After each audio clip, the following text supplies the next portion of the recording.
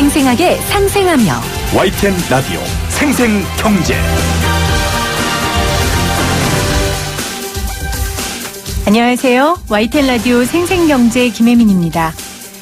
오늘 통계청 조사에 따르면 55살부터 79살 고령층의 65%는 평균 73살까지는 일하고 싶어하는 것으로 나타났습니다. 일하고 싶은 이유로는 생활비에 보태기 위해서라는 답변이 60%로 가장 많았는데요.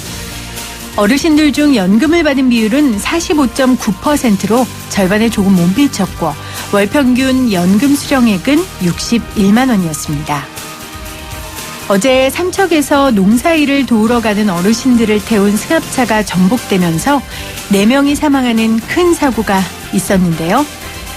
농업 인구가 줄면서 일손도 모자르고 또 용돈벌이라도 하고 싶은 어르신들이 대부분이었습니다. 본격적인 더위가 시작되는 것 같은 오늘 정말 여름 특유의 숨막힘이 느껴지는데요. 평생을 일해온 어르신들이 노고를 꿇고 생활비를 벌기 위해 나오시는 모습이 꼭 오늘 날씨처럼 느껴집니다. 2019년 7월 23일 YTN 라디오 생생경제 지금 시작합니다.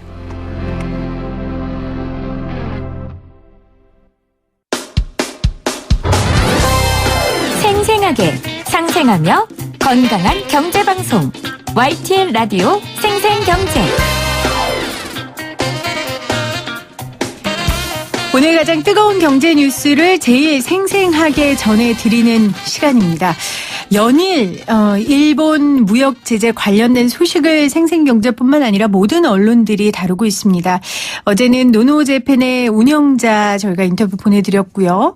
또 일본계 저축은행, 일본계 대출 대부업에 관련된 뉴스도 저희가 전해드리기도 했습니다.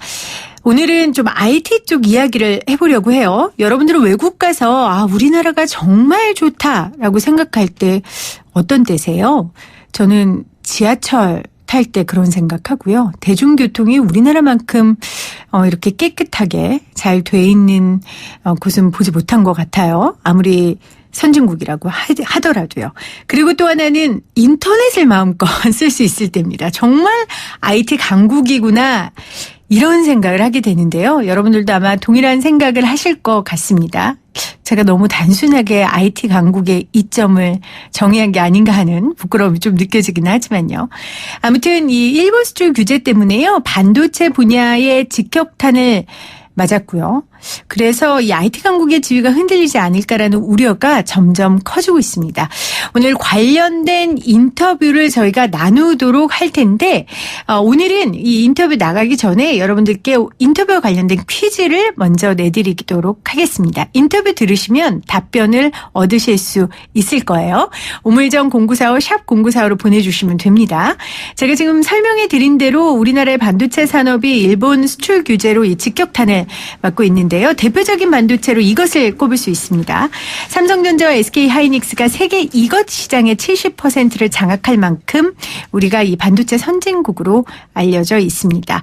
방송 들으시면 정답을 아실 수 있어요. 대표적 반도체 부품 중에 하나인 이것은 무엇일까요? 1번 D램, 2번 엔진. 1번 D램, 2번 엔진. 정답 아시는 분 샵 0945 우물정 0945로 여러분들 문자 보내주시면 제가 소개하고 또 오늘 인터뷰 관련된 이야기 이어가도록 하겠습니다. 자, 오늘 제가 이렇게 왜 퀴즈를 먼저 냈냐? 우리 IT 칼럼니스트 분이 지금 스튜디오에 도착하셨어요. 죄송합니다. 차 사고가. 네, 강변북로에서 교통사고가 나서. 네, 이게 생방송의 묘미죠. 네. 저는 전혀 당황하지 않고 이렇게 퀴즈를 먼저 내는 센스를 발휘하고 기다리고 있었습니다. 고맙습니다. 자, 본격적인 이야기를 해보죠. 먼저 제가 이거 관련된 인터뷰를 해보니까 전문가들은 이런 사태가 올 거다라고 예측한 분들이 많더라고요. 네. 우리 칼럼니스트는 어떠셨어요? 저는 개인적으로 어느 정도 이런 일이 있을 거라고 예상도 저도 하고 있었는데 그런 이유는 이제 대체적으로 이 무역 분쟁, 경제 보복 이런 일들은 많이 반복돼 왔었습니다. 많이 중국이 예를 들어서 중국이 히토리를 가지고 일본을 위협한 일도 있었고요. 또 미국이 지금 현재 중국과 무역 분쟁도 결국은 이런 일들이 연장선상에 있다고 볼 수 있는데 일본이 지금 이번에 내린 그런 그 무역 보복 이런 것들은 사실상 이렇게 강도가 심하게 될 거라고 예측하신 분들은 많지 않았던 것 같고요. 저 역시 이 정도로 심하게 할 것이라고까지 네. 예측하지 못했는데 하지만 어느 정도 범위 그 강도의 차이는 있지만 많은 분들이 예측을 하고 있었다고 합니다. 했었다. 그래서 기업들도 어느 정도 예측을 하고 예전부터 뭐 완벽하진 않지만 준비와 대비를 해왔다라는 얘기를 하더라고요. 네. 제가 앞에 우리나라가 IT 강국이다. IT 강국인 걸 느낄 때 외국 갔을 때 인터넷 쓸 때다. 네, 그렇죠. 네. 이야기를 드렸는데 근데 아무 생각 없이 늘 우리나라가 IT 강국이다라고 했는데 IT 강국이라는 게 뭘까요? 이제 IT 산업을 굉장히 포괄적으로 사람들이 말씀하시니까 옛날에는 이제 정보통신도 IT 강국에 포함될 수 있고 또 네. 반도체 산업이 굉장히 발달되어 있으니까 거기도 또 IT 산업에 직결돼 있으니까 IT 강국. 또 우리나라는 또 인터넷 서비스 회사도 굉장히 강력하니까 네. 그게 전반적인 용어로 사용되고 있는데 이번에 이제는 이제 반도체 문제를 딱 놓고 보면 우리나라가 IT 강국이라는 게 실감할 수 있는 게 아하. 반도체 특히 메모리 반도체 전 세계의 시장의 한 70% 이상이 우리나라 두 개의 반도체 회사 삼성전자의 반도체, 하이닉스의 반도체가 공급을 하고 있습니다. 명실상부 IT 강국이라는 말을 할 수 있는 것이죠. 예. 그런데 지금 문제는 지금 말씀하신 것처럼 우리가 명실상부 IT 강국인데 네네. 이번 이 사태 때문에 이 IT 강국이 흔들릴 수도 있다는 거잖아요. 네네. 그렇죠? 이걸 반도체 사슬이라는 표현을 쓰던데요. 굉장히 많이 설명을 하시죠. 좀 해주시죠. 이제 반도체뿐만 아니라 모든 이제 제조는 원료가 있잖아요. 네. 그리고 그 원료를 들여서 가공하고 조립할 수 있는 기계가 필요한데 반도체 산업 역시 당연히 그것이 필요하고요. 또 일반적인 제조업체에 매우 특수하게 네. 특수한 재료, 특수한 원료 그리고 아주 선별된 몇몇 기업들만이 만들 수 있는 가공 기계 이런 것들을 이제 필요로 합니다. 반도체를 만들기 위해서는. 그래서 일단은 반도체 회사 입장에서는 그러한 공작 기계나 원료들을 외부에서 조달해야 되기 때문에 네. 그쪽 의존될 수밖에 없고요. 또 반도체를 압도적으로 많이 잘 고급 반도체를 생산하는 우리나라 기업의 제품들을 사다 쓰는 뭐 컴퓨터 제조사 또 스마트폰에 또 메모리 필요하니까 또는 대형 컴퓨터에서도 D램이라는 제품을 많이 사용하게 되는데 네. 이런 회사들은 반도체 회사에 의존하게 되죠. 그러면 이것이 연쇄적으로 반도체의 원료, 반도체 생산 그리고 반도체를 소비하는 이 단계를 쭉 연결해 보면 최종 소비자까지 바로 이어집니다. 네. 예를 들어서 뭐 반도체 서버나 컴퓨터 갖고 쓰는 뭐 대형 글로벌 IT 기업들, 거의 소비자들도 일반 시민이 될 수 있고 또 스마트폰, 또 아이폰 같은 거, 뭐 삼성전자, 갤럭시 포함해서 네. 스마트폰도 결국은 소비자까지 연결되기 때문에 반도체 사슬은 이제 모든 경제에 영향을 미치는 큰 생산 체계 이렇게 볼 수 있게 됐습니다. 네. 그러니까 쉽게 말하면 일본이 재료를 팔고 한국이 만들고 네. 그리고 아까 말씀하신 이제 이거를 미국에 아니면 각 나라에 IT 업계에 파는 거죠. 네네, 그렇습니다. 네. 그러면 우리한테 이 메모리를 못 사게 되면 뭐 애플이라든지 뭐 이런 네네. 글로벌 IT 업체에는 무슨 일이 생기는 거예요? 이제 각 기업체별로 말씀을 드리자면 네. 애플은 당장 플래시 메모리 좀 차세대 고급 메모리를 장착해야 되는데 그러면 스마트폰 생산에 차질을 빚게 되죠, 당장. 네. 그래서 애플의 구매 담당자가 한국에 왔습니다. 와서 이제 이것저것 생산 공급의 차질인지 확인했다고 알려져 있고요. 네. 구글 같은 기업도 검색 기업이지만 엄청난 양의 서버를 사다가 데이터 센터에서 검색 광고 비즈니스를 합니다. 그 중에 상당 부분은 삼성전자 하이닉스의 메모리 D램을 사용하는 서버입니다. 네. 그렇기 때문에 그런 반도체 차질이 생긴다면 생산에 차질이 생긴다면 그 업 자체에 치명적인 영향을 미치게 되죠. 그래서 검색 사업 또는 구글이 펼치는 사업에 영향을 받게 되는데 그 이외에도 우리가 알고 있는 아마존이나 마이크로소프트는 네. 클라우드 컴퓨팅이라는 거를 전 세계에 많이 공급합니다. 그 클라우드 컴퓨팅을 사용하지 않는 기업이 없을 정도로 이제 네. 대부분의 기업들이 가상 서버를 이제 월 과금 방식을 이용하게 되는데 이 두 회사도 삼성전자 하이닉스의 메모리 반도체가 장착된 서버라는 것들을 많이 사용합니다. 그래서 이들의 기업의 구매 담당자들이 최근 들어 한국에 빈번하게 연락하고 방문하면서 네. 이 두 기업의 생산이 차질인지 보고 있기 때문에 이번에 만일 이것이 실제로 장기화되고 큰 영향을 미치게 되면 그 고객들 삼성전자 하이닉스의 반도체를 사용하는 고객 기업들 글로벌 네. IT 기업들은 치명타를 입게 되는 것은 뭐 자명한 일입니다. 사슬이라는 게 그렇잖아요. 탁 끊으면 위에 있던 것도 확 내려가고 밑에 있는 것도 뭐 떨어지고. 그렇죠. 그러니까 네. 결국 이렇게 되면 일본 기업에게도 분명히 영향을 갈 텐데. 일본 기업. 이제 굉장히 영향을 받을 수밖에 네. 없습니다. 지금 아마 눈치를 보고 정부 눈치를 보고 일본 기업이 말을 못하고 있는데 사실 제일 곤란한 건 일본 네, 기업일 네. 수도 있겠네요. 지금. 전 세계 그 최대 반도체 기업 두 군데 자기 원료와 제품 이런 것들 납품하지 못한다는 건 그 회사 입장에서는 치명타를 입은 거죠. 네. 근데 그럼에도 불구하고 이것들을 일본이 추진하고 있는 뭐 많은 전문가들의 의견을 종합해 보면 네. 일본이 사실 무역 의존도가 전체 경제 GDP로 보면 크지 않은 나라 중에 하나이기 때문에 감내하면서까지 이런 무리수를 두고 있다고 하는데 장기화되면 아까 말씀드린 것처럼 IT 기업들에 의존하고 있거든요. 일본도 네. 역시. 그렇기 때문에 일본의 경제에도 영향을 미치지 않을 수 없는 그러게요. 그런 첫 조치라고 생각됩니다.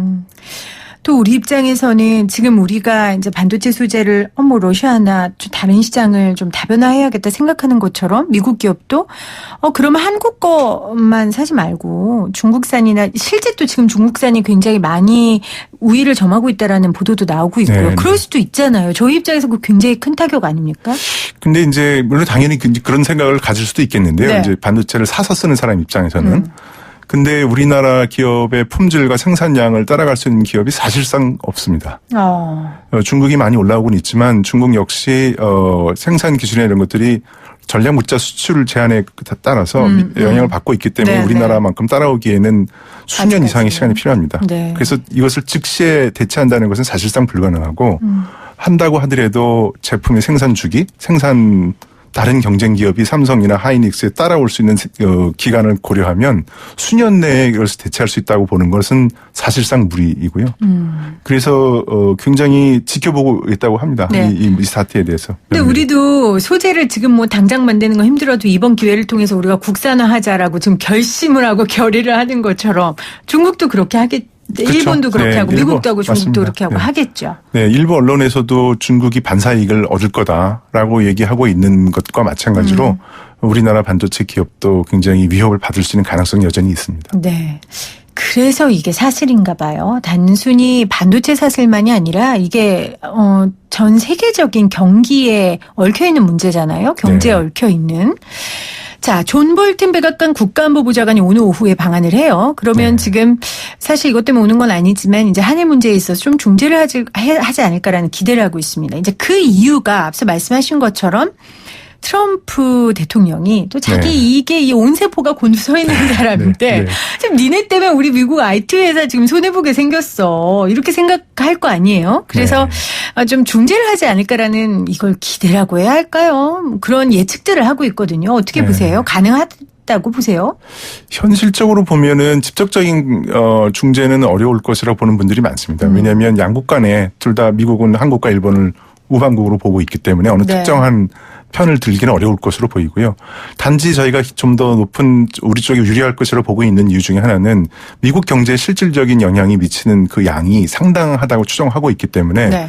뭐 조만간 그것이 만약 여론으로 형성된다면 미국의 IT 기업들 또 IT 기업에 종사하고 있는 종업원들 이런 분들이 결국은 유권자이기 때문에 그렇죠. 그러한 여론에 힘을 입는다면 우리나라에게 좀 더 유리한 다시 말해서 글로벌 무역 질서를 지키고 존중해주는 쪽으로 간다면 우리나라에 당연히 유리하기 때문에 네. 그런 쪽에 의견을 낼 것이다라고 전망하는 분들이 많지만 신중해야 한다고 봅니다. 왜냐하면 그 계산이 아직 명확하게 나와 있지 않고 그다음에 금액으로 어느 정도 미국 경제에 타격이 입을 것인지 명확하지 않고 그다음에 아직 그러한 여론이 분명하게 형성되었다고 판단되기에는 시기적으로 이른감이 있기 때문에 네.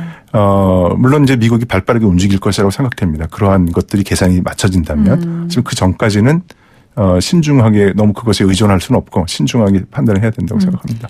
미국이 발빠르게 움직인다면 그게 뭐 친구들 싸움 말리려고 의협심을 갖고 하는 게 아니라 분명히 자국의 이익 때문에 그렇습니다. 움직이는 걸 테니까 우리 지금 칼럼니스트님께서 말씀하셨던 것처럼 우리도 신중하게 그 중재를 요청할 것이냐 받아들일 것이냐는 그때 또 다시 계산해보고 고민해봐야 할 게 아닌가 싶어요. 저희는 WTO 기준에 따라서 중재가 된다면 저희한테 굉장히 유리한 가장 좋은 결과가 거고요. 네. 맞습니다. 그게 좀 어렵다는 분들도 계셔가지고. 네.